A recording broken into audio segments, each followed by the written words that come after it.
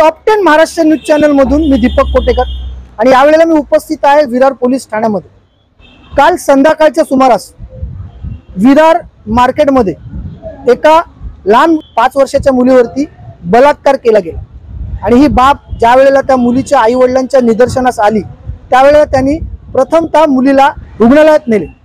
रुग्णालयात MLCचा रिपोर्ट दिला गेला आणि त्यांनी सांगितलं की मुलीवरती अतिप्रसंग केला गेला। मुलीची जी आजी आहे तिने तो रिपोर्ट घेऊन त्वरित विरार पोलीस ठाणं गाठलं। विरार पोलिसांना ही बातमी कळताच विरार पोलिसांची टीम ज्या ठिकाणी हा गुन्हा घडला त्या ठिकाणी रवाना झाली। त्या ठिकाणी पोलिसांनी चांगलीच कंबर कसली। त्या ठिकाणी पोलिसांनी डॉग स्क्वॉड बोलवले, फिंगरप्रिंट तज्ञ देखील बोलवले, परंतु मुलीला जे रुग्णालयात हलवलं असल्यामुळे आरोपीची ओळख पटवता आली नाही किंवा जो क्राइम स्पॉट होता हा पोलिसांना समजू शकला नाही। असं असताना रात्रभर पोलिसांनी मेहनत घेतली, आजूबाजूचे सर्व CCTV चेक केले।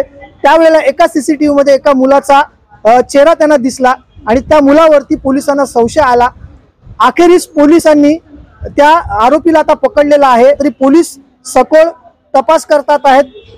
पोलिसांना यश या सगळ्या गोष्टींमध्ये यश जरी आला असेल तरी अजूनपर्यंत हा गुन्हा कसा घडला, काय घडला हे पोलिसांनी आपल्याला सांगितलेलं नाहीये, कारण आचारसंहिता सुरू आहे म्हणून पोलीस ही माहिती देऊ शकत नाही।